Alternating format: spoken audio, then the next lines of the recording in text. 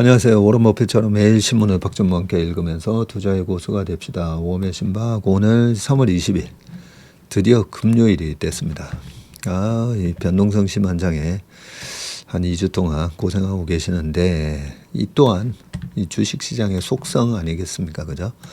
아마 우리 최밀턴 분들은 많이 느끼시겠지만 예전에는 이 변동성에 마음 아파하고 일희일비하면서 애간장 태우면서 그죠? 투자하는데 많이 애로를 겪고 마음 상하고 그러셨다면 이제는 이 변동성을 통해서 이 주식의 초보분들 함부로 주식 못 벌게 만들어 놨구나. 그래서 주식이 불로소득이 아니라 그죠? 정신적인 노동과 자기 수련, 수행, 마음 수행 다 해야만 돈을 벌 수 있는 시장이라는 걸 이제 많이 느끼셨을 겁니다. 그죠? 친구분들하고 얘기해 보시면 알잖아요. 그죠? 주변에 우리 최밀턴이 아니신 분들하고 얘기를 해 보시면 저렇게 해서 나도 옛날에 저런 수준으로 내가 돈 벌려고 했었지. 그런 거 아마 많이 느끼실 겁니다. 자, 그러면 댓글 좀 읽어보면서 말씀드리겠습니다. KB에서 돈 찾아가라네요. 고맙습니다. 이름과 목표 달성 2곳 가입하니 재미나게 기다립니다. 이름도 하시고 랩도 하시고 약간 큰 돈 이름 해놓으시고 그 다음에 뭐 3천만 원, 5천만 원 이렇게 좀 여유가 있으실 때 그런 거는 또 목표 달성 랩에 가입을 하시면 요 딱 8%, 뭐 6% 딱 달성되면 또 알아서 청산해 주니까 그러면 2년치, 3년치, 3년치 이자 벌었네. 그 느낌으로 또 좀 짭짤한 맛이 또 있지 않습니까? 그죠? 다음 주 26일, 28일 열리는 강연 기대하고 있습니다. 어제 아침 모닝 브리프에서 제가 답변을 못 드렸었는데, 그 28일은, 교보문고에서 하는 북콘서트, 이번에 주식으로 부자 됩시다. 저와 임성민 감독이 함께 공자한 그 책이 나오기 때문에 북콘서트이고요. 26일 날 하는 강의는 연합뉴스경제TV에서 이번에 야심차게 시작을 한 그런 강의 프로그램에 제가 선봉으로 저한테 좀 부탁이 들어와서 이번에 강의를 하게 됐습니다. 어떤 식으로 강의를 할 거냐, 이 강의안을 전달하다 보니까 좀 되게 거창하게 이번에 계획을 짰더라고요. 이걸 아예 그냥 보여드리면서 말씀드리는 게 나을 것 같네요, 보니까. 자, 위기 속에서 돈 버는 투자 전략, 개인 투자자가 모르는 시장의 진짜 구조. 연합뉴스 경제TV에서 이번에 이렇게 연합 클래스라고 만들었더라고요. 3월 26일 목요일 7시 연합뉴스 빌딩 17층에 있는 연우홀에서 합니다. 광화문역에서 지하철로는 광화문역. 저도 연합뉴스에 출연할 때 여기서 5호선 타고 가든지 아니면 버스 타고 종강역이나 광화문역에 내려서 걸어가거든요. 걸어가면 뭐 가깝습니다. 10분도 안 걸립니다. 이게 어떤 내용인지 잠깐만요. 이거를 신청하기 누르면 안 되고 요거 밑에 요거는 이제 홍보 영상이고요. 자, 연합 클래스 대한민국 경제의 기준 연합뉴스 경제TV가 엄선한 전문가 뭐 해가지고 여기입니다. 여기 조계사 바로 뒤에 있고요. 광화문 2번 출구네요. 2번 출구로 보통 제가 나와가지고 요 미대사관 있잖아요. 미대가사관으로 요렇게 쭉 해서 걸어가면 한 10분도 안 걸립니다. 얼마 전에 제가 바로 앞전에 버스 타고 갔다가 버스에서 전화가 온 거예요. 전화가 와가지고 전무님 어디세요? 해서 지금 버스 타고 가고 있습니다. 했더니 10분 전이라는 거예요. 10분 전. 7시 생방송인데 10분 전에 제가 여기를 지나가고 있었거든요. 그래서 이제 곧 내린다고. 네, 서대문 지나서 이번에 곧 내립니다 해서 여기서 내려가지고 그 내렸는데 여기 또 신호등이 있어가지고요. 신호 기다리고 6시 53분부터 뛰기 시작해서 여기서부터 뛰기 시작해가지고요. 별 얘기를 다 하는데 네, 연합뉴스까지 2분 전에 도착해가지고 58분에 도착해서 막 올라가서 허겁지겁 네, 들어갔었습니다. 한가롭게 버스 타고 가면서 자료 보면서 이래 가다가 아무튼 이번에 그러고 보니까 야 내일 이 광화문이 난리죠. 네, 우리 BTS 방탄소년단의 완전체 복귀 때문에 이 일대가 완전 마비가 될 건데 저의 강의는 다음 주, 네, 다음 주 26일입니다. 목요일입니다. 목요일. 더보기가 있네요. 네. 어떤 내용으로 하냐면 트럼프 관세, 이란 전쟁, AI 위기론 등 연일 터지는 이슈에 포트폴리오가 흔들리시는 분, 조정장이 오면 매번 늦게 대응하고 남들과 비교하다가 무리한 투자를 반복하시는 분, 네, 한국과 미국 주식을 같은 방식으로 접근해서 번번이 수익 타이밍을 놓치시는 분. 네, 요거는 우리 채밀턴 분들은 이미 좀 많이 아시는 내용이기도 한데 사실 보면 한국 주식과 미국 주식을 같은 방법으로 투자하시는 분들이 많습니다. 그것 때문에 많이 낭패를 겪으시죠. 그러니까 이런 부분에 대해서도 얘기를 좀 해드리고 세부 커리큘럼이 총 2시간인데 아마 끝나고 질의응답 좀 받고 하면 아마 9시 반 정도 되지 않을까 싶고 제가 밥을 안 먹고 갈 거기 때문에 끝나고 나면 그 앞에서 김치찌개라도 한 그릇 우리 채밀턴 분들 오시면 같이 김치찌개라도 한 그릇 먹고 올까 생각 중입니다. 시장 변화와 기업 포착, 이 지정학적 리스크를 수익의 기회로 뭐 이렇게 두 번째 시간이 아마 재밌을 거예요. 이거 실전 차트 분석의 정석. 이 개인 투자자 90%의 치명적 실수가 또 뭐고 이동평균선의 실제 활용법, 추세와 조정 구분법, 데이터를 적용한 주도주 공략하는 법, 뭐 이런 건데 이게 뭐 캔슬링 방법도 있고 그죠? 추세 속에서 조정을 구분하는 방법. 이게 최근에 저희가 지금 우리 인턴십에서는 하고 있는 부분들 신기한 차트 분석에서 제가 많이 말씀드리죠. 일반적으로 그냥 추세 추종 매매만 하는 선수들은 오히려 사야 되는 때에 팔게 되잖아요. 사야 되는 눌림목에서 이거 추세 깨졌나 하고 팔게 되는데 그런 거를 구분하는 방법 등등 해서 나름 그래도 2시간 동안 좀 되게 알차게 만들어 놨습니다. 연합뉴스 빌딩 17층이고 선착순 이게 100명밖에 안 되군요. 그리고 참가비가 있습니다. 이거는 참가비가 있기 때문에 무료 28일 날 하는 북콘서트는 무료고요. 요 강의는 유료 강의입니다. 우리 인턴 1년 이상 하신 분들은 굳이 들으실 필요는 없는 것 같고 최근에 들어오셨는데 한 달, 2달, 3달 동안에 나도 기초를 좀 빨리 닦고 싶다. 그런 분들 단과반 속성 단과반이라고 생각하시고 들어보시면 될 것 같습니다. 그 다음에 다시 댓글 읽어보겠습니다. 저에게도 목표가 생겼어요. 언젠가 채슬리에 이름하러 가는 날 그날이 속히 오기를 바라봅니다. 꿈을 가지고 노력하면 이루어지리라 믿으며 바로 밑에 부자 엄마 프로젝트 님도 같이 가요. 저도 같이 가요. 네, 같이 가고 싶다고 대댓글 다신 분들이 꽤 많으십니다. 꿈은 이루어진다. Dream comes true. 그죠? 옛날부터 제가 그 이상한 그런 믿음은 있었어요. 뭐 잘 될 거야. 뭐 이런 거 있잖아요. 근데 옛날에 보면 노력도 안 하면서 뭐 잘 될 거야. 그런 게 좀 있었다면 철들고 나서는 야 이거 노력 안 하면 아무것도 안 되네. 아무것도 안 되는 애를 좀 빨리 그나마 깨달았습니다. 그래서 대학교 3학년 때부터 좀 열심히 하긴 했었는데 세상이 되게 공평합니다.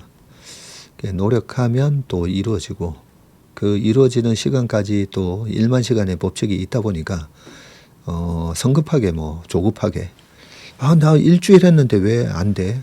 네. 그러면서 포기하시는 분들은 또 안 되지만 꾸준히 그죠? consistency 늘 강조드리지 않습니까? 매일 20분씩 3개월 하면 몸이 확실히 변화가 일어나지만 하루 날 잡아서 7시간 빡세게 해봐야 몸의 변화는 일어나지 않습니다. 7시간 빡세게 하는 것보다 20분씩 끊어가지고 한 달, 2달 했을 때가 훨씬 더 좋은 효과가 나는. 자, 어쩌다 보니 계속 재미있게 잘 듣게 됩니다 하셨습니다. 재밌고 유익하게. 저희 채슬리 TV의 저는 기본 컨셉을 항상 그렇게 생각합니다. 재밌고 유익하게. 유익하기만 하면 못 듣거든요. 졸리지 않습니까? 그죠? 그래서 아침 모닝 브리프도 마찬가지고 모닝 브리프가 조금 수준이 높게 전날에 있었던 미국 시장과 우리나라 시장 그리고 리포트 뭐 이런 것 막 챙겨서 보다 보니까 운용사 아침 모닝 미팅하고 똑같다고 했잖아요. 그러다 보니까 조금 어려울 수도 있고 해서 제가 가끔씩 우리 오도령도 놀리고 하면서 재미의 요소를 양념 친다 이러잖아요. 그렇게 하긴 한데 재밌게 들어주셔서 고맙습니다. 저도 엥겔 지수 아주 높은 1인입니다. 맛있는 거 먹을 때 정말 행복합니다. 그렇죠? 그리고 축구를 좋아하는 이유가 축구하고 밥 먹는 거라 저번에 그 발목에 통풍이 와가지고 축구를 못하고 밥을 먹었거든요. 맨날 가는 만보국수. 아니 맛이 없는 거예요. 이상하게 맛이 이상한데 하는데 뭐 애들은 잘 먹는 거예요. 내가 오늘 운동을 안 했구나. 시장이 반찬이라는 말처럼 맛있는 거를 맛있게 먹기 위해서 아침에는 과일만 좀 먹고 속을 좀 비웠다가 점심을 먹으면 그리고 웜에 심막 찢는다고 점심을 거르게 되면 또 저녁이 되게 맛있습니다. 국민학교 반을 어제 얘기하다가 제가 깜짝 놀랐어요. 옛날에는 다 외웠었는데 반도 기억 안 나고 그 다음에 선생님이 기억이 또 안 나더라고요. 근데 희한하게 그 온천국민학교 1학년 10반 담임 선생님이 김태훈 선생님이었는데 뭐 그 또 생각해 보니까 또 1학년 때 선생님 기억도 나고 하긴 하는데 갑자기 1학년 때 여기 여기 손수건 달고 다녔잖아요. 근데 첫날이었던 것 같은데 그 우리 반에서 그 똥 싼 애가 있어가지고 선생님이 애가 막 우는데 보니까 똥을 산 거예요. 갑자기 왜 그게 생각나죠? 아마 그런 경험 있으신 분들 많으실 겁니다. 목도리 하고 계신 거 보니 아직은 쌀쌀하죠. 오늘도 아침에 목도리 하고 옵니다. 웬만하면 이 뒤에 경추 이렇게 있는 이 목이 따뜻해야 됩니다. 딸은 살짝 옷은 얇게 입어도 나갈 때 좀 애매하면요. 목도리 들고 나가시면 됩니다. 목만 이렇게 따뜻하게 해도 훨씬 좋습니다. 저는 성과 보수형과 목표 도달형을 가입 시점을 조금 달리해서 하고 있습니다. 그제는 목표 도달형을 매도했고 어제는 성과 보수형 해제했는데 오늘 지수가 하락하네요. 다시 언제 들어갈까 생각 중입니다. 그러게요. 그거를 1억이 있으시면 아예 5천 그죠? 나눠서 해보시는 것도 성과 보수형을 좀 길게 끌고 가신 저희 처남도 작년 10월에 해가지고 60몇 프로 수익 났다고 좋아했었는데 그게 좀 끌고 가는 성과 보수형 그 다음에 지금 애매한데 6%, 8%. 요거 먹고 나는 청산하는 목표 도달력. 요렇게 좀 나눠서 그죠. 시점 보면서 하시는 것도 그것도 좋은 방법이네. 이번 주는 변동성이 상당한 장이었던 것 같습니다. 그래서 가격과 가치에 대해서 많이 생각해보고 내가 왜 이 종목을 투자했었는가를 스스로 물어보면서 복기도 하고 심리와 펀더멘탈 사이에서 균형을 잡아가는 배움의 시간이었던 것 같습니다. 배움은 끝이 없지만 배움의 기쁨도 깊이가 더함이 없네요. 야, 우리 솔 부장님, 세상에서 가장 지혜로운 사람은 어떤 사람을 만나도 그 사람으로부터 배우는 사람이다. 뭐 이런 말이 있었는데 그죠? 이번 이 변동성장에서 심리와 펀더멘탈 사이에서 균형을 잡아가는 배움의 시간이었다라고 하시니까 지혜로운 투자자이신 것 같습니다. 어제는 하락장에 줍줍한 거 일부 현금화했고 오늘은 아무것도 하지 않았습니다. 저도 채슬리어 되었어요. 채슬리어, 채슬리어도 괜찮아요.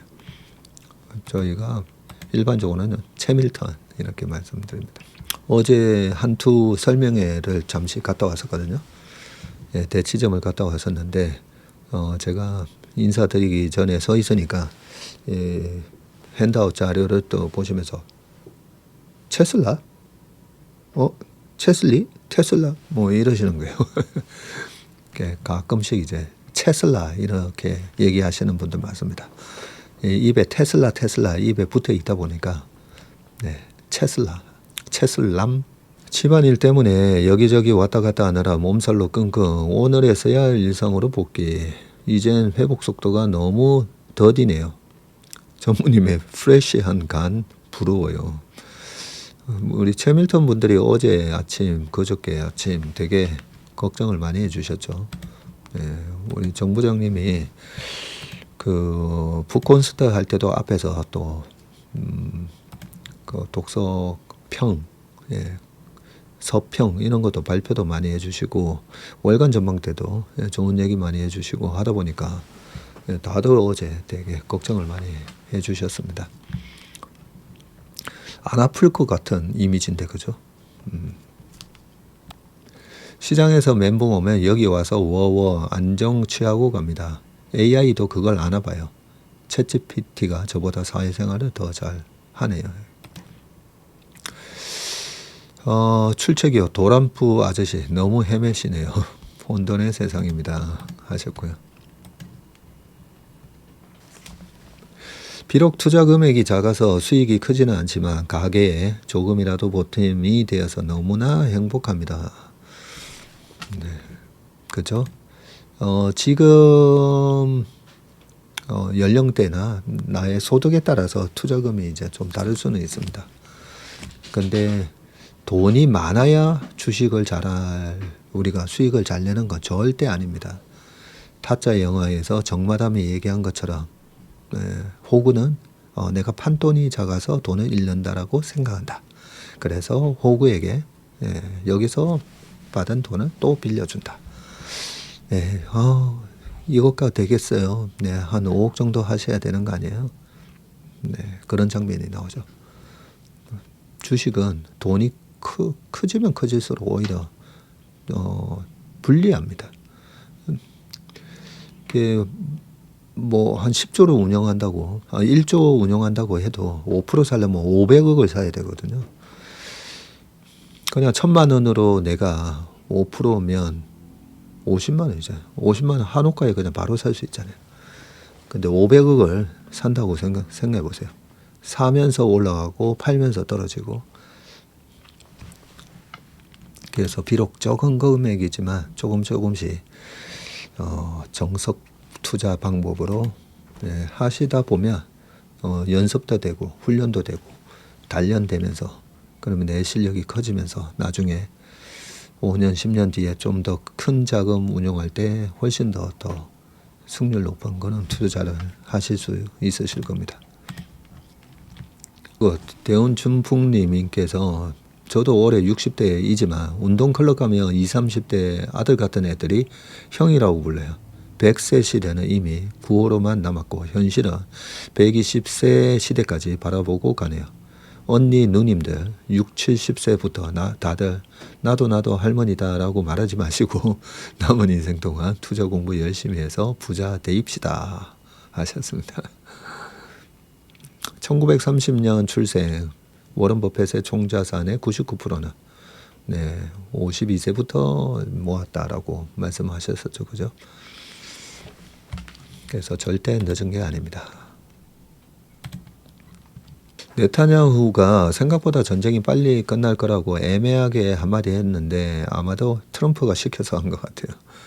그래도 종전 이야기가 나온 것만으로도 마음이 약간 놓입니다 하셨습니다. 같은 기사를 읽어도 해석이 중요한데 생각을 공유해 주셔서 마음의 근육이 강화되는 것 같습니다 하셨고요. 주식시장의 공기와 같은 채슬리에 감사합니다. 때로는 공기에 투정을 하는 사람도 있지만 공기는 언제나 우리 옆에 있죠. 옛날에 이영애 씨가 산소 같은 여자 그렇게 마몽드 1990년대 그죠?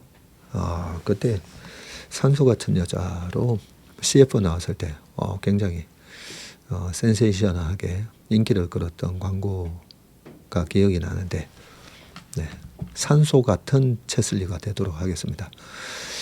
있는 듯 없는 듯 하지만 없으면 절대 안 되는 그죠? 드러내지 않고 항상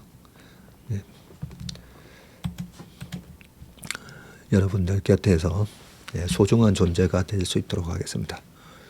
묵직하고 낮은 톤, 신뢰와 인간미 넘치시는 질투와 존경은 바라보는 원인은 같아요.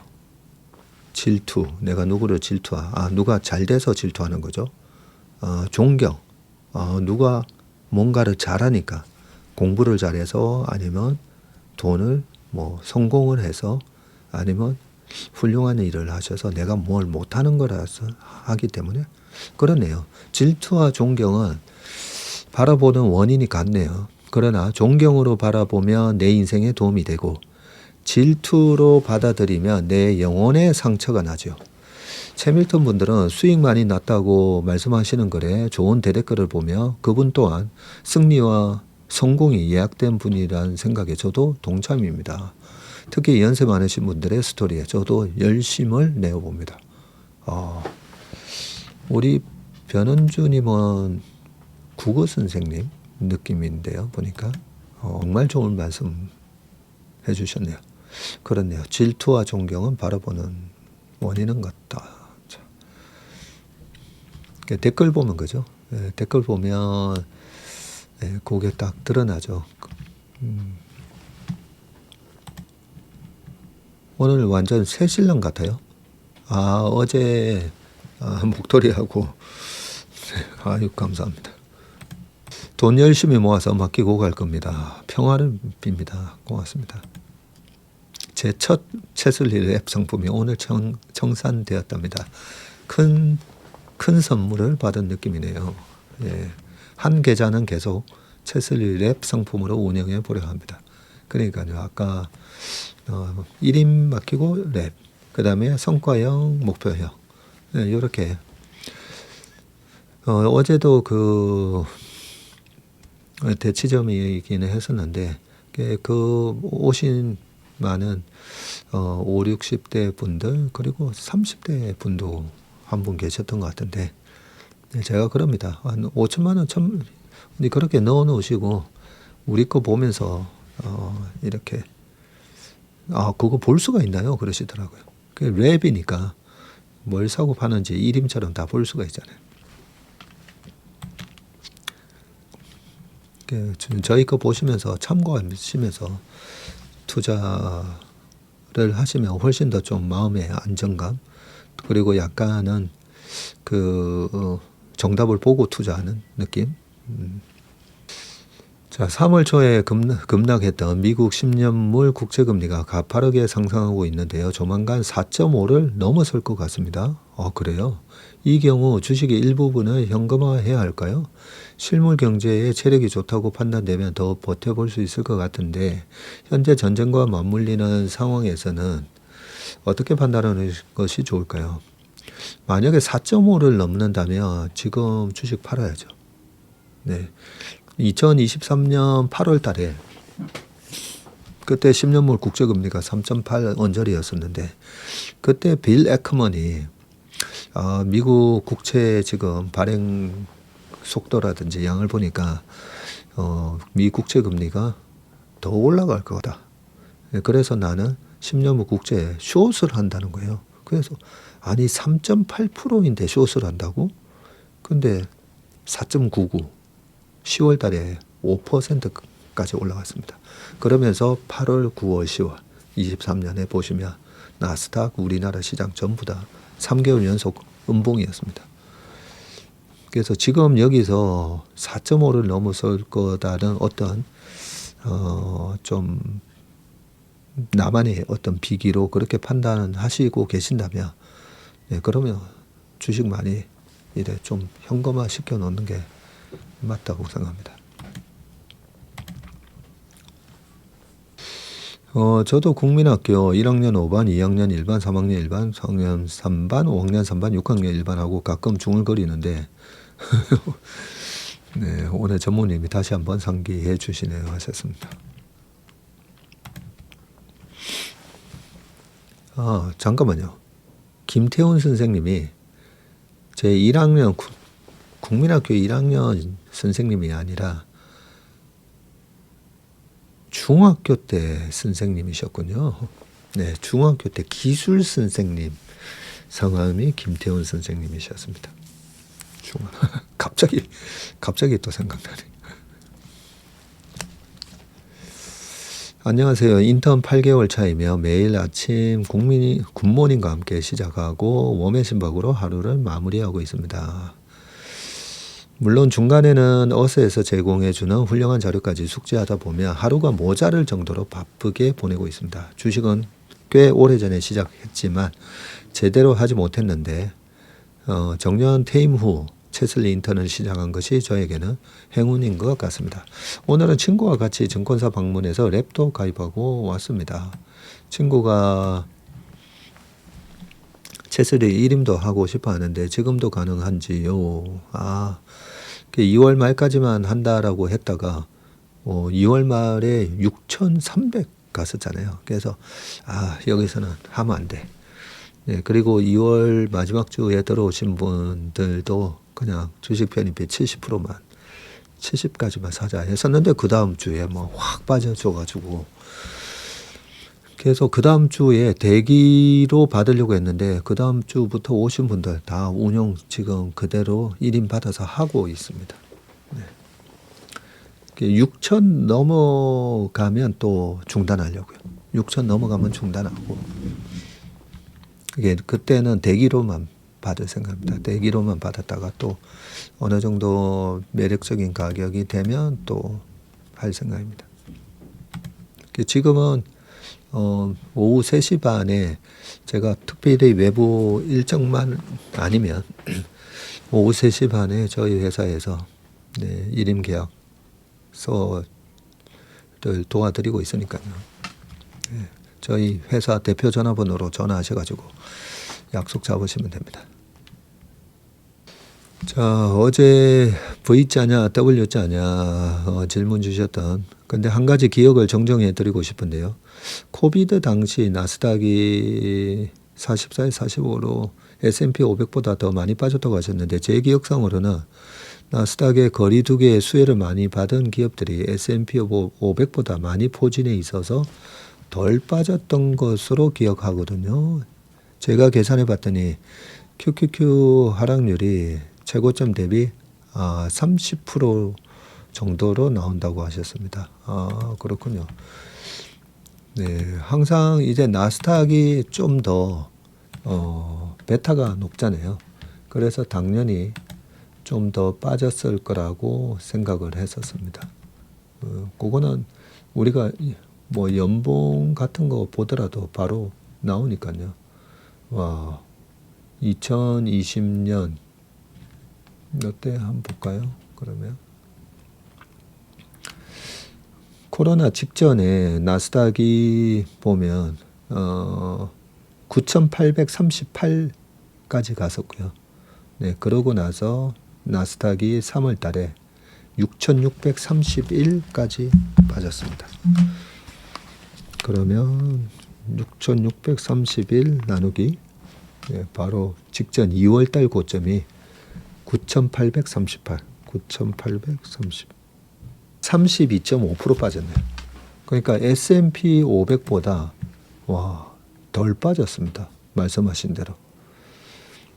S&P 500이 3,393에서 2,191까지 빠져가지고 그때 35% 빠졌거든요. 아유, 감사합니다. 이 수치 이런 거는 좀 정확하게 제가 외우고 있어야 되기 때문에 이렇게 정정해 주셔서 감사합니다. 최고점 대비 32.59 빠졌습니다. 제가 보는 거는 이제 장중 고점까지 다 해서 보는 거기 때문에 네, 그 30.4%로 말씀하셨는데 이 QQQ로 보셨다 그죠? QQQ. QQQ는 저 ETF니까. 근데 나스닥 지수로 보면 지수로 보니까 나스닥 종합 지수로 보니까 방금 말씀드렸듯이 32.5% 빠졌습니다. 고맙습니다.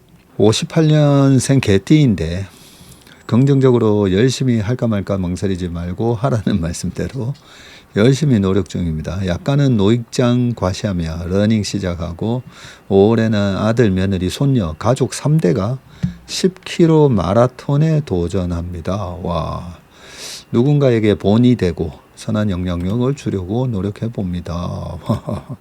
하셨습니다. 이제 진짜 신문기사로 넘어가 보겠습니다.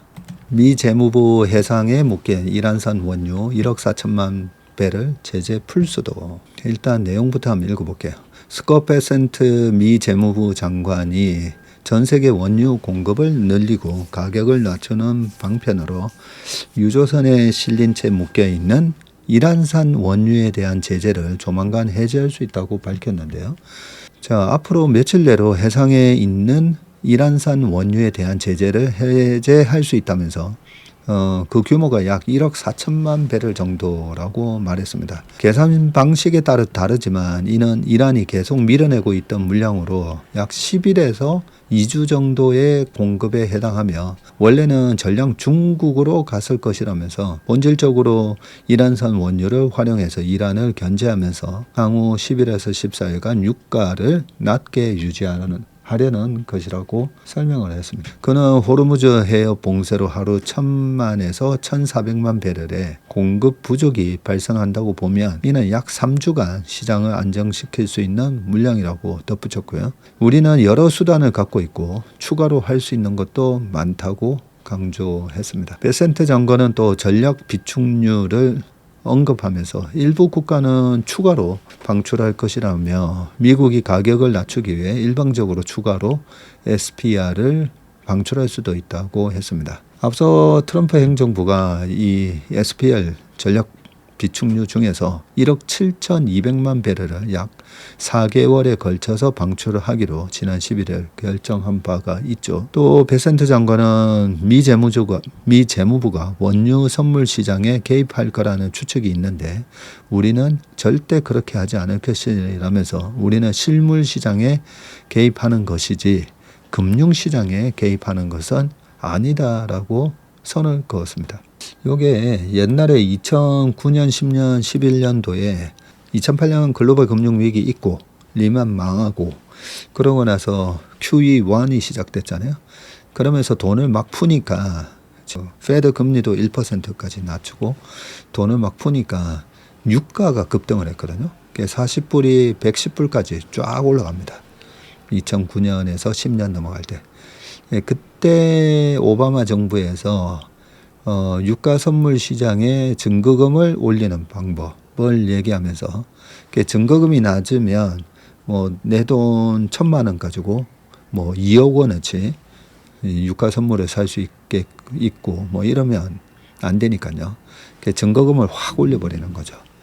그때 그런 조치가 있었던 걸로 제가 기억이 나는데, 그래서 아마 이런 얘기가 나왔을 겁니다.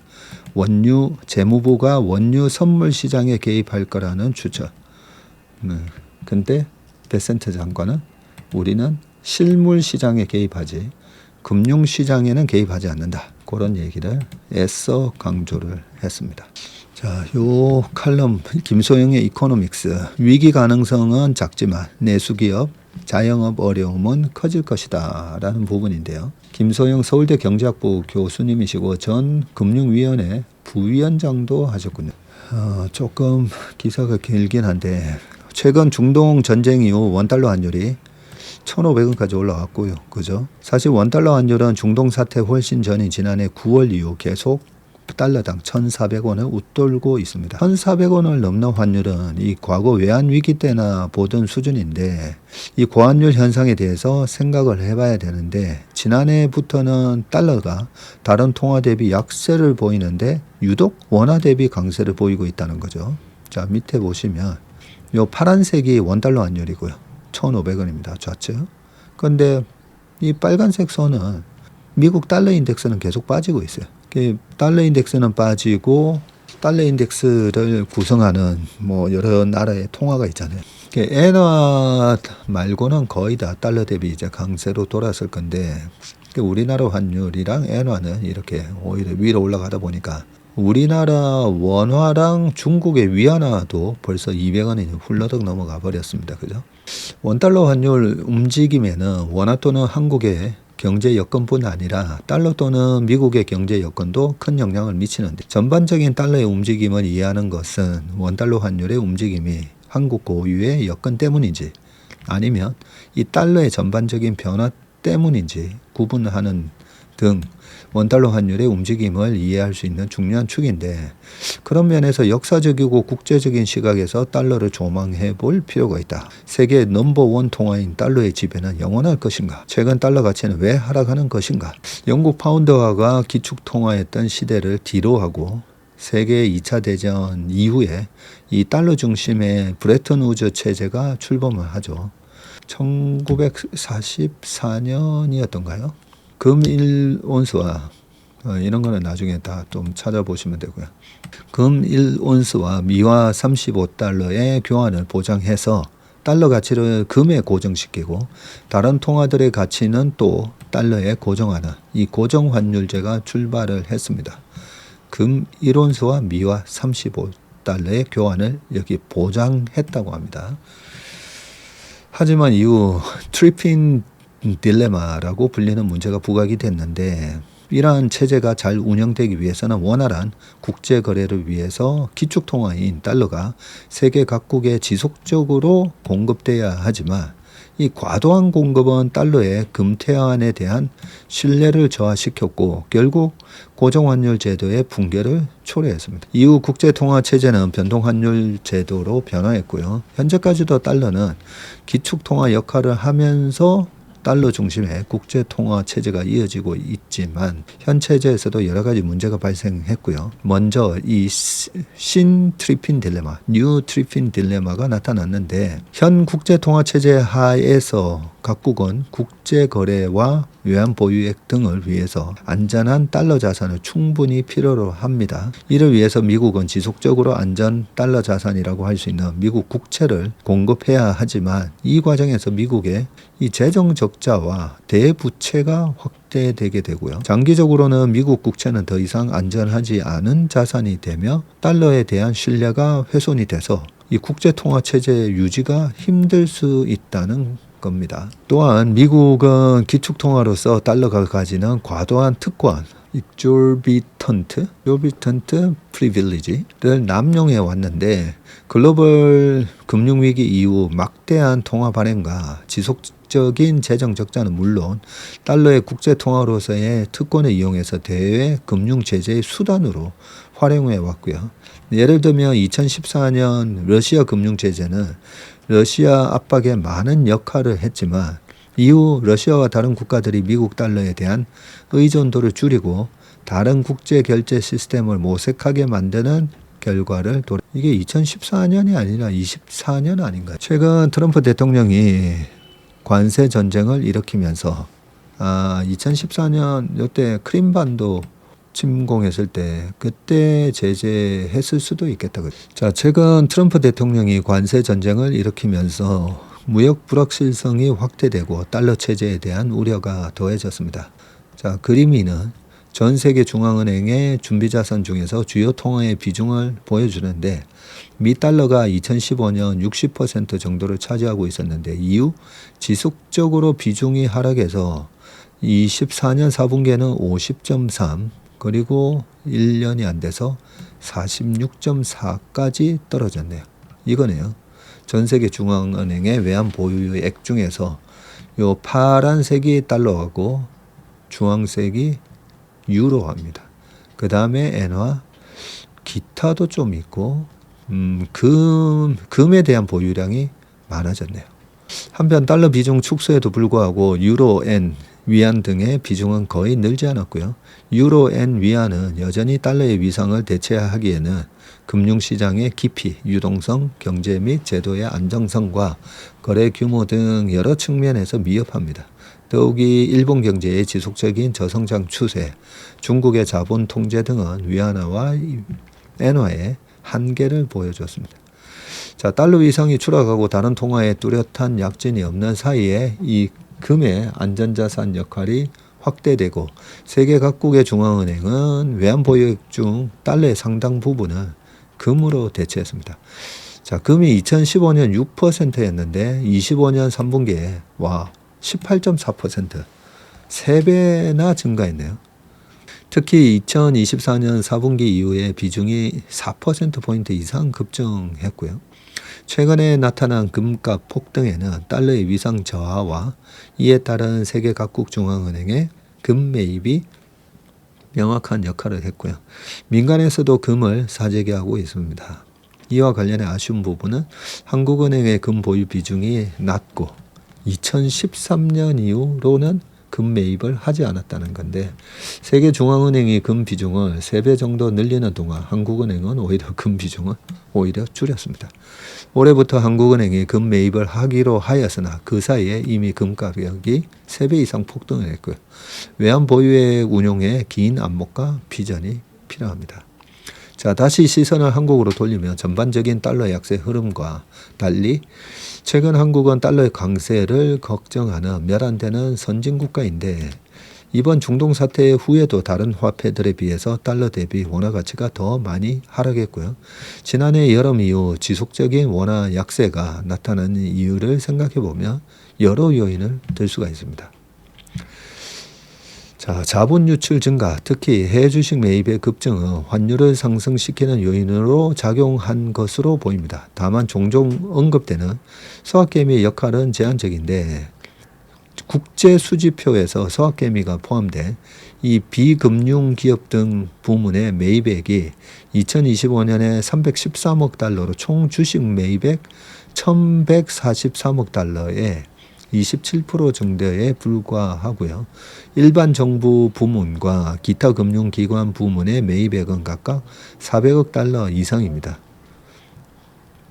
국민연금이 해외 주식 매입을 조정하는 등 다른 부문의 매입액이 줄어서 2026년 1월에는 비금융 기업 등의 비중은 증가하였으나 50%에는 훨씬 미치지 못했고요.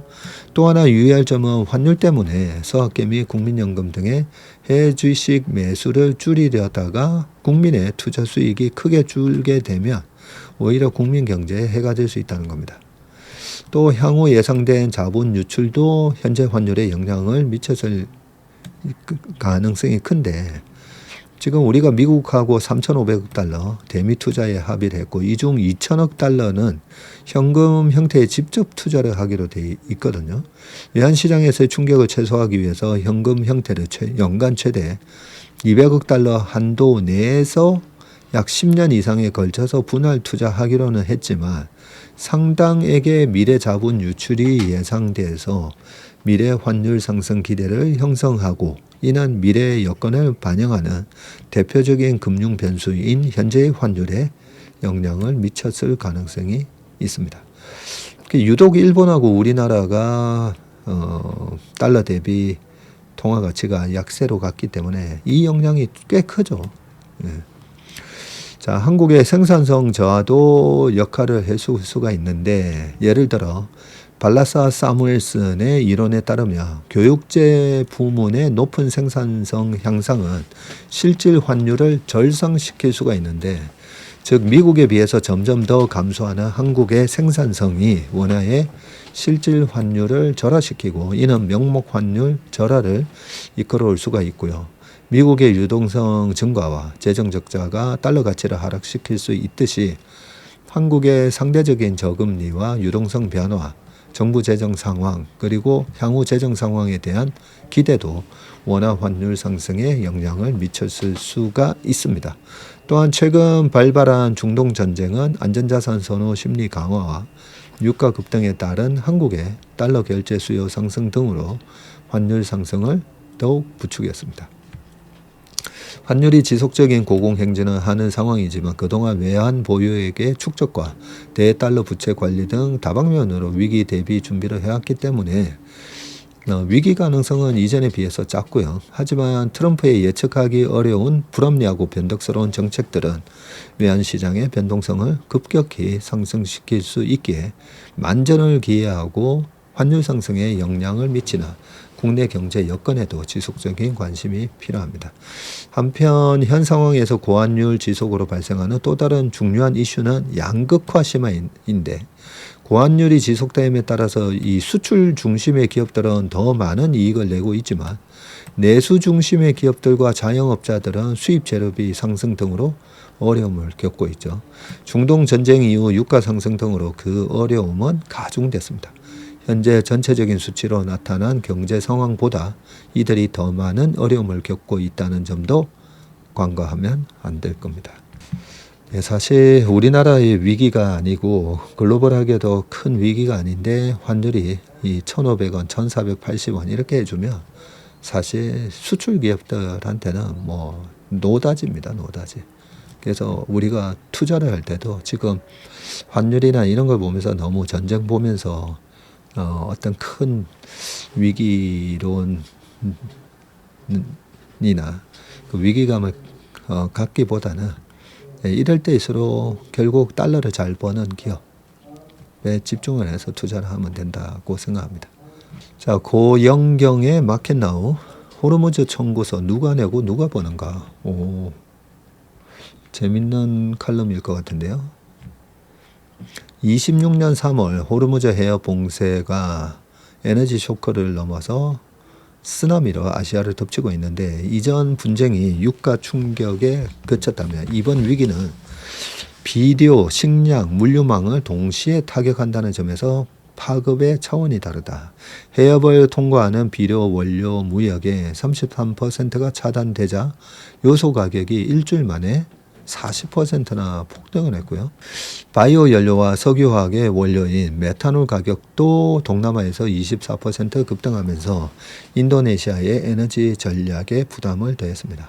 여기에 전쟁보험료와 운임이 50% 치솟았고, 농산물 수출 의존도가 높은 태국, 베트남, 인도네시아의 수출 전선에 경고 등이 커졌는데, 채산성 악화와 물가 상승으로 경제 성장률 하방 압력이 거세지는 위기입니다. 그러나 이 위기는 역설적으로 재생에너지 전환을 가속하는 기폭제가 되고 있고요. 호르무즈 봉쇄는 에너지 문제를 단순한 경제 이슈에서 생존의 안보 리스크로 격상시켰습니다.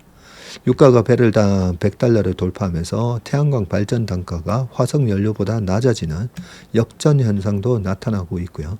지난 2년간 이 루프탑 태양광을 급속히 보급한 파키스탄은 이번 LNG 충격을 과거보다 훨씬 완화된 형태로 흡수하고 있고요.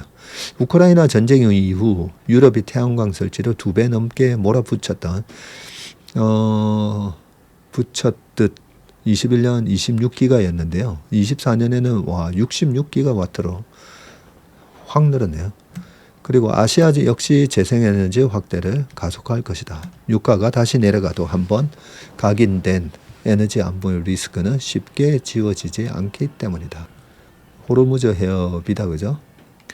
이런 전방위적 압박 속에서도 기회를 잡는 기업들은 반드시 있는데 인도네시아 팜유 산업에서 업스트림과 이 다운스트림 기업 간의 희비가 극명하게 갈리는데요. 고유가로 인한 바이오 디젤 수요 폭증과 비료 수급난이 팜유 가격을 밀어 올리자 이 팜유의 원유 CPO를 직접 생산하는 캔차나 그린은 올해만 주가가 67%나 급등했고요.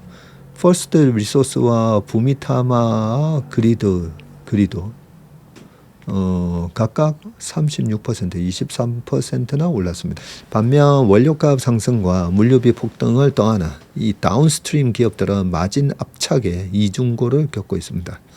에너지와 원자재를 전량 수입하는 한국은 위기 때마다 직격탄을 맞지만 자원 업스트림을 보유한 신흥국의 가격 상승은 오히려 완충지대가 됩니다. 일부 신흥국이 예상보다 잘 버티는 이유는 결국 산업 구조의 차이입니다. 위기는 끝난다. 문제는 그 이후 공급망 어디에 서 있었느냐와 재생에너지 전환을 얼마나 서둘렀느냐인데 이 두 질문이 기업과 국가의 성장 잠재력을 가른다.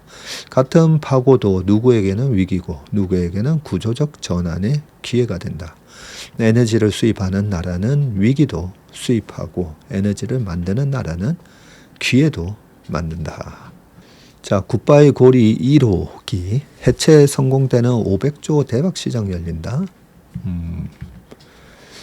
500조 시장이라고요? 엄청 큰 시장인데 40년간 한국 산업에 불을 밝혔듯 국내 최초 원자력 발전소 원전 고리 1호기가 영구 정지 9년 만인 다음 달 본격적인 해체 수순을 밟는다고 합니다.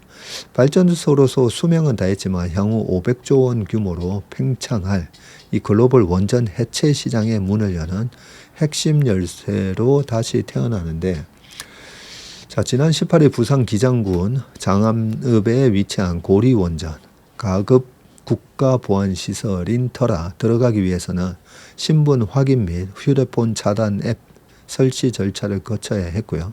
거대한 회색 차수문 뒤에 자리 잡아 고리 1호기 건물에 들어가니 사방은 고요했다. 작업자로 분벼을 원전 곳곳에는 공사 중 미사용이라고 쓰인 안내문과 표지판만 덩그러니 자리를 지키고 있었는데 자, 사진이 오는 4월 해체 작업을 앞둔 고리 1호기 터빈실이라고 합니다. 자, 3층 터빈실 내에는 원자로에서 생긴 증기로 발전기를 가동해 왔던 이 녹색 거대한 터빈이 가동 중단 직후 모습 그대로 남아있고 그 자리 잡고 있고 건물 한쪽 벽에는 내가 조인 나사 하나 안전운전 약속한다는 표가 빛바란 채 남아있고 1978년 상업운전을 시작한 고리 1호기는 587메가와트급 원전으로 영구 정지된 2017년까지 한국 경제의 성장을 견인해 왔습니다. 지난해 6월 해체가 승인됐고 다음 달부터 해체 작업에 들어간다네요. 자, 고리 1호기 해체는 한국 원전 산업계가 원전 해체라는 새로운 산업에 진입하는 또 다른 시작을 의미하는데 현재 전 세계에 영구 정지된 원전이 215기나 되네요. 이 중 25기만이 해체가 완료된 상태이고요. 지난해 3월 기준 운전 중인 원전 가운데 가동 연수가 40년 이상 된 원전은 총 190기나 된답니다. 45.7%가 40년 이상이군요. 50년 이상인 원전은 44기로 10.6%, 해체 대상은 점점 더 늘어날 예정이고 원전 한 기당 해체 비용이 7,500억에서 1조까지 달하는 걸 감안하며 업계에서는 2050년까지 원전 해체 시장 규모가 약 500조 원까지 성장할 것으로 전망되고 있다네요. 국내로 한정하더라도 2030년대부터 약 26조 원 규모 원전 해체 시장이 열릴 것으로 추산이 되고 시장 규모는 거대하지만 자력으로 원전 해체 작업을 해본 경험이 있는 국가는 지금 미국, 일본, 독일, 스페인, 스웨덴, 슬로바키아 등 전 세계 6개국 뿐이네요. 러시아도 없네요. 프랑스도 없네. 고리 1호기 해체를 성공적으로 마무리한다면 전 세계 원전 해체 시장이 활짝 열리게 되는 셈입니다. 자, 한수원 관계자는 2015년 전체 해체 기술을 분류하니 총 58개 기술 중에서 국내에서 17개 기술을 미확보한 것으로 분류가 됐고요. 고리 1호기 해체 승인 신청 뒤에 약 6년간 그에 대한 기초 기술 개발을 완료했다고 합니다. 또 원전은 어떤 순서로 해체하느냐에 따라서 효율이 많이 달라지는데 고리 1호기를 통해 해체 공정 노하우를 축적할 수 있을 것으로 기대한다고 합니다. 자, 원자력 발전소 해체 과정인데 영구 정지, 원자로에서 핵 연료를 제거하고 해체 계획 수립 및 규제 기관 인허가 받고 시설 표면에 오염 제거하고 재염 작업, 그 다음에 원전 핵심 설비 포함 주요 기기 및 건물을 절단하고 철거하고요. 방사성 폐기물을 분류해서 처리, 저감 후 방사성 폐기물로 처분. 마지막에 오염된 토양과 지하수 복원 및 부지 재이용, 환경 복원. 이런 과정을 거치게 되네요. 네, 재밌는 기사였습니다. 이 500조 시장 잘 봐야 되겠네요. 그 주역이 누가 되는지. 자, 어제 아침에 발표됐던 마이크론 실적인데요. 우리가 이 우리나라 코스피에 워낙 큰 영향을 주니까 다시 한번 좀 읽어보고 가겠습니다. 메모리 풍향계 마이크론 A 플러스 성적표 매출 3배 뛰었다. 자, 마이크론이 AI 수요 확대에 힘입어 분기 매출이 3배 가까이 급증하며 역대 최대 실적을 기록했고요. 업황 선행 지표로 꼽히는 마이크론 실적이 크게 개선되면서 전자와 하이닉스 등 국내 기업 실적 기대감도 커지고 있죠. 자, 어제 발표한 2분기 매출이 약 35조 8,600억, 한 36조 매출했군요. 전년 동기 대비해서 약 3배 증가한 규모. 시장조사업체의 전망치를 크게 웃더라고요. 직전 분기보다도 70% 이상 늘었습니다. QOQ로도 70%, YOY로는 300%. 그죠? 실적 급증은 D램과 낸드 가격 상승이 견인했는데 D램 매출은 188억 달러로 전체의 79%를 차지하면서 전년 대비 200% 이상 증가했고요. 고대역 폭 메모리, HBM 등 AI용 고부가 제품 수요 확대도 실적 개선을 뒷받침했습니다. 자, 향후 성장세도 가파른 전망인데 향후가 중요하죠. 26년 회계연도 약 3분기 매출을 약 50조 원으로 제시했고요. 이번 2분기가 36조 정도였는데 3분기에는 또 50조가 된답니다. 연간 설비 투자 캐펙스도 250억 달러 이상으로 확대해서 AI 수요 대응을 위한 생산 능력 확충에 나설 계획입니다. 마이크론의 고성장은 AI 메모리 경쟁력과 직결이 되는데 마이크론은 16일 엔비디아의 연례 개발자 컨퍼런스 이 GTC 2026 개막에 맞춰서 엔비디아의 차세대 AI 가속기 이 베라 루빈용 6세대 HBM4 양산 출하를 공식화했습니다. 마이크론이 보도자료에서 특정 고객을 언급한 것은 이례적인데 그동안 제기된 엔비디아 공급망 이탈 우려를 불식하려는 의도로 보인다고 말을 했고요. 마이크론의 HBM4 양산 합류로 AI 메모리 시장 경쟁은 한층 치열해질 전망인데 트렌드 포스는 2026년 HBM 점유율이 하이닉스 50%, 전자 28%, 마이크론 22%로 재편되면서 3강 구도가 굳어질 것으로 내다봤습니다. 전자는 전년 대비해서 한 8%포인트, 마이크론은 2%포인트 점유율이 확대될 것으로 예상됩니다. 여기 25년인데요. 하이닉스가 거의 60, 나머지 20, 20이었는데 하이닉스 10% 빼앗기고 전자가 한 8%, 마이크론이 2% 정도 점유율을 높여간다는 겁니다. 전자와 하이닉스도 GTC 2026 현장에서 차세대 HBM 기술을 공개하면서 맞등에 나섰고요. 최태원 회장님이 AI에는 GPU가 필요하고 GPU에는 HBM이 필수다.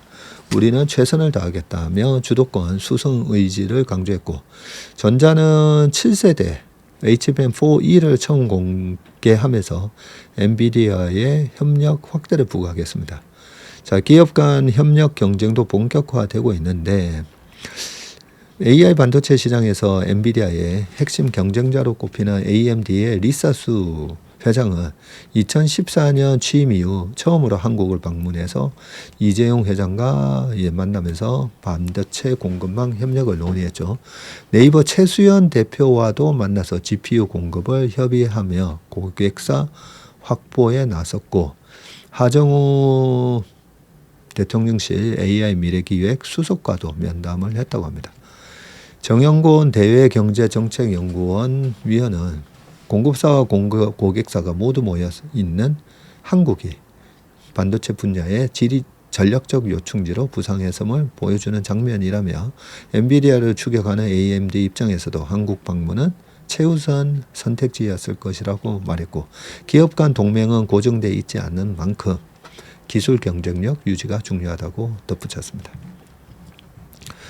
자, 그런데 중요한 건 깜짝 실적에도 맥을 못 춘 마이크론의 주가, 그러면서 코스피도 긴장. 네, 이틀째 지금 조정을 받고 있는데요, 반도체 주가가. 자, 마이크론이 시장 예상을 크게 웃도는 깜짝 실적을 내놨지만 주가는 하락했습니다. 국내 반도체주도 함께 긴장하고 있는데, 국내 기업보다 한 달 먼저 실적을 발표하는 이 마이크론이 사실상 한국 반도체의 풍향계 역할을 하고 있기 때문입니다. 마이크론은 최근까지 중동발 지정학적 리스크로 미국 정치가 흔들리는 와중에도 아랑곳 않고 예외적으로 강세를 이어왔고, 지난 17일이 되는 사상 처음으로 시가총액 5천억 달러를 넘어섰습니다. 한 750조가 된 거다, 그죠? 이란 전쟁 이후에도 주가가 한 12% 뛰었고요. 이 같은 흐름이 국내 증시에도 그대로 반영이 되면서 이 메모리 3사로 어깨를 나란히 하는 전자 하이닉스도 업황 기대를 타고 동반 강세를 보이면서 코스피 상승세를 이끌었는데요. 자, 지난 17일 마이크론이 실적 발표를 앞두고 4.5% 오르자 18일 삼성전자와 하이닉스가 7.58, 8.87로 급등을 했었죠. 이날 두 기업의 코스피 시가총액 비중이 사상 처음으로 40%를 넘어서기도 했습니다. 하지만 마이크론 실적 발표 이후에 세 기업의 주가가 내리막길을 탔는데, 시간에서 그날 많이 빠졌죠. 그리고 본장에서도 빠지고요. 그 시간에서 한 5% 빠지니까 전자와 하이닉스도 어제 한 4%씩 빠졌습니다.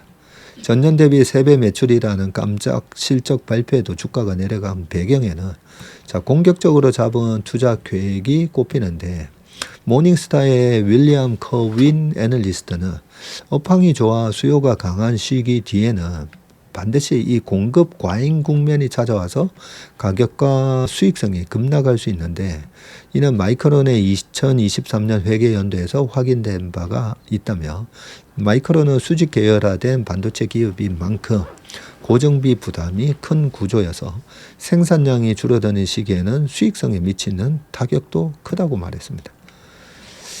그는 마이크론과 삼성전자 하이닉스의 적정 주가를 270달러, 14만원, 62만 3천원으로 제시를 했고요. 현재보다 30에서 40% 낮은 금액입니다. 그러네요. 마이크론이 지금 440, 50 이러고 있잖아요. 지금 하락해서 440, 30. 근데 와, 270달러. 그리고 전자는 14만원, 하이닉스도 62만원. 와, 최근에 계속 목표 주가가 올라가는 분위기에 완전 찬물이다, 그죠? 다만 증권가에서는 이날 반도체주의 동반 하락을 AI 거품론에 따른 업황 꺾임의 신호로 보기는 이르다는 시각이 여전히 우세하고요. 김동원 KB증권 리서치 본부장은 현재 메모리 시장은 고객사 수요 충족률이 여전히 60%에 머물러 있고, 그래서 삼성전자 목표 주가 32만 원을 제시한다. 예, 김동원 센터장님이 그동안에 반도체를 굉장히 강하게 잘 얘기하셨죠. 네, 저도 어디 설명회 가면 이 김동원 센터장님하고 한 1년 전에도 앞뒤로 설명회를 한 적이 있는데, 그때도 제가 옆에서 이래 듣다 보면 굉장히 불리시한 전망을 제시를 했었는데 그동안에 잘 맞았습니다. 네, 이번에도 잘 맞았으면 좋겠습니다. 네, 오늘 웜의 신박은 여기까지 하겠습니다. 행복한 하루, 건강한 하루 되시길 바라겠습니다. 고맙습니다.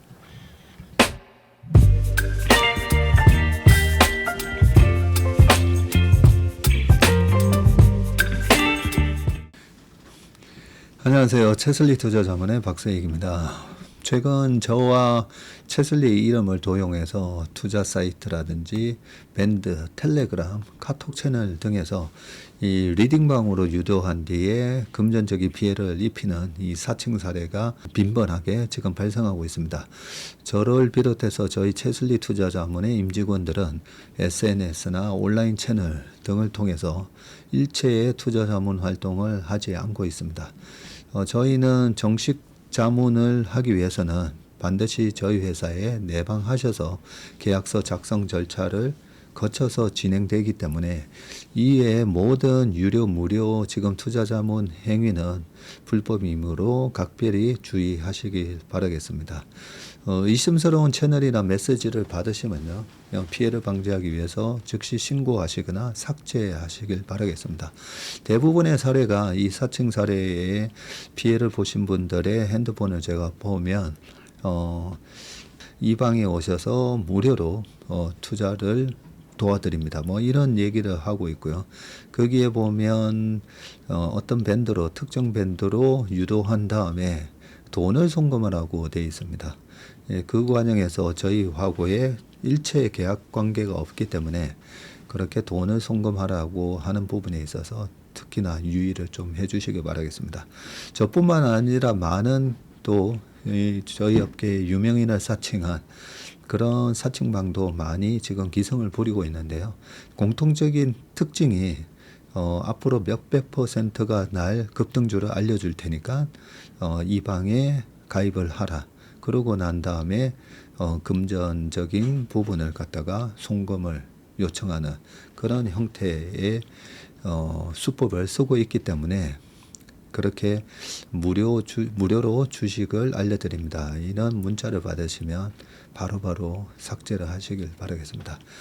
저희 채슬리와 채슬리 임직원들을 많이 사랑해 주시는 저희 채슬리의 고객분들, 그리고 저희 채슬리의 이 구독자분들이 이런 사칭 피해가 일체 발생하지 않기를 바랍니다. 그러면 여러분들의 가정과 일터에서 항상 평화와 행복이 가득하시길 기원합니다. 감사합니다.